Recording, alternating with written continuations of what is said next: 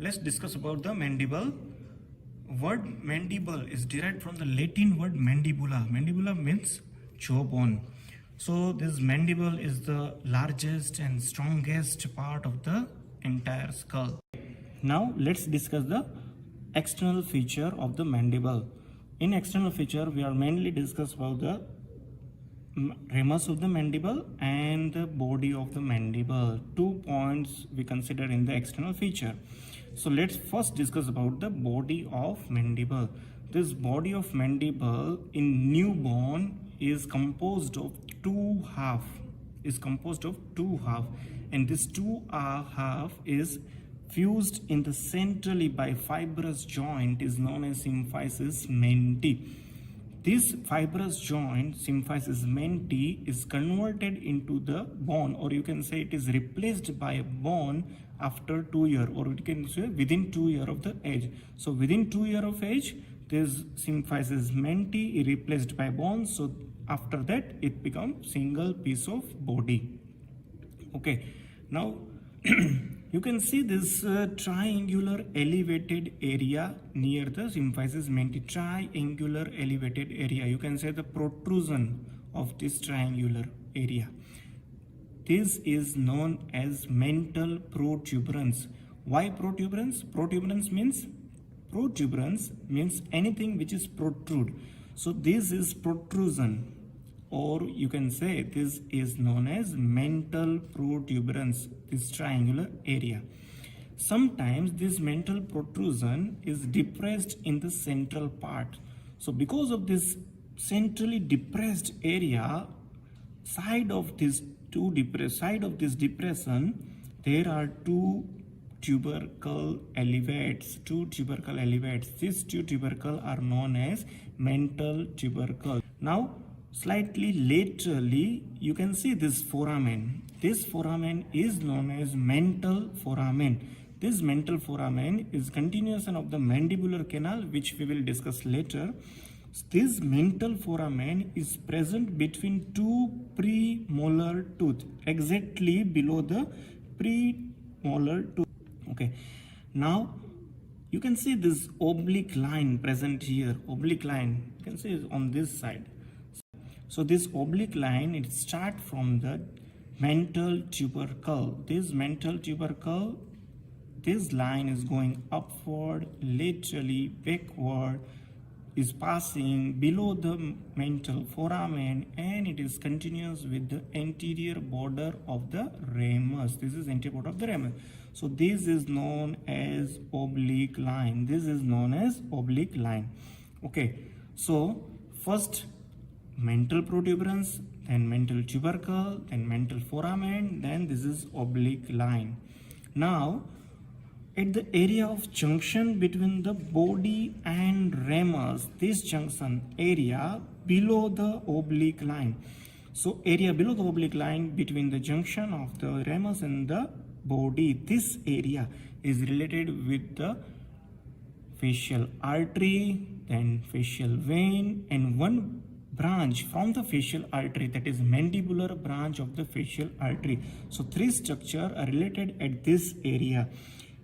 Area below the oblique line near the junction with the ramus and the body, this area is related with the three structure: facial artery, facial vein, and the mandibular branch of the facial artery. So this is external surface of the body of the mandible. Now there are two borders of the mandible, body of the mandible. This is upper border of the body of mandible. It is also known as alveolar border. Why it is known as alveolar border? Because it is related with the alveola of the mandible. And this is known as lower border of the body of the mandible. This lower border is also known as base of the mandible. It is known as base of the mandible. So lower border of the body is continuous with the lower border of the ramus of the mandible. So continuously lower border of the body and lower border of the ramus is from the base of the mandible. Now in the lower border in the lower border near the symphysis menti area, we can see this small depressed area on either side of the menti. In the symphysis menti, either side of the symphysis menti, we can see these two small depressions. These two fossa, small fossa, is known as digastric fossa, which is present in the lower border near symphysis menti. On the either side of the symphysis menti, small fossa. This fossa, these two fossa, is known as digastric fossa. So body having a upper border or alveolar border, lower border of the base, external surface. Now we'll discuss about the internal surface of the body of the mandible. In internal surface, we can see this clearly seen, this oblique line which start from the just near the symphysis menti and then going upward. From the symphysis menti going upward, backward, laterally, this oblique line. This oblique line is extend up to the just below the last molar tooth, just below the third molar tooth, this oblique line. This oblique line is known as mylohyoid line. Mylohyoid line. By this mylohyoid line, this internal surface of the body is subdivided into two parts, upper fossa and the lower fossa. Upper fossa is known as sublingual fossa because it is present just below the tongue. So this is sublingual fossa, and below that line, this fossa is known as submandibular fossa.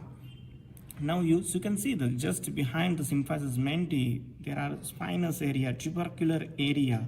So there are four tubercle present, two superior tubercle and two inferior tubercle present just behind the symphysis menti. These tubercle are known as genial tubercle. So two superior genial tubercle and two inferior genial tubercle. Okay, so this is about the body of mandible. Now ramus of the mandible. Ramus of the mandible is vertically upward from the posterior side of the body. This is ramus of the mandible. Ramus of the mandible having a four borders. This is superior border which is notch like superior border. This is anterior border. This is posterior border, and this is lower border, or you can say the inferior border. So there are four borders: superior, inferior, anterior and the posterior borders of the ramus of the mandible. Now there are two surfaces. This is outer surface, or you can say the lateral surface of the ramus of the mandible, and this is inner surface, or you can say the medial surface of the ramus of the mandible. You can see these two projections from the upper part of the ramus are seen. These two processes in the upper part of the ramus, anterior process and posterior process. Anterior process is sharp and projected upward and sharp tip on the superior side. So this process is known as coronoid process, and this posterior process is known as condylar process because it looks like a condyle, and it is articulate with the base of the skull or form the temporomandibular joint. So this is condylar process and this is coronoid process. Between these two processes there is superior border of the ramus which is notch like, and this notch is known as mandibular notch. Anterior border of the ramus is continuous with the oblique line of the body.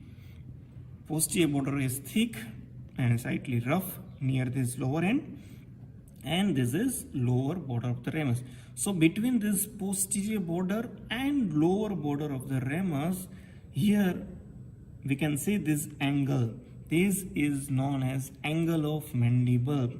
This angle of mandible is normally, or you can say in adult, this angle is about 110 to 115 degree. But in the pediatric age, you can say before the permanent tooth appear, this angle is slightly more, around 140. And in the after loss of tooth, in the geriatric and the old age after loss of tooth, this angle is again increased up to 140. So in adult, this mandibular angle is 110 to 115 degree, and pediatric and geriatric age, this angle is 140 degree. Now, inner surface of the ramus of the mandible, inner surface. You can see in the inner surface, this is mandibular canal. You can say first this is mandibular foramen. This is known as mandibular foramen. Okay, this mandibular foramen is present exactly in the center of the ramus, this mandibular foramen. This mandibular foramen is guarded anteromedially by this triangular tongue-like projection. This is tongue-like projection. So this mandibular foramen guarded anteromedially by this triangular tongue-like projection. This part of the bone is known as lingula. Lingula word is related with the tongue. So it is tongue-like, that's why it is known as lingula. So this is lingula of the mandible. This is mandibular foramen. Now, just in front of the mandibular foramen, you can see this groove. So this groove is known as mylohyoid groove. This groove is known as mylohyoid groove. Remember, mylohyoid line and mylohyoid groove both are different. Mylohyoid groove is present just in front of the mandibular foramen, and mylohyoid line is present from the symphysis menti to the last molar tooth. This is part of the body and this is part of the ramus. Okay, so this is about the internal surface of the ramus. Now, something about the condylar process. This condylar process articulate with the base of skull temporal bone, so that form the temporomandibular joint.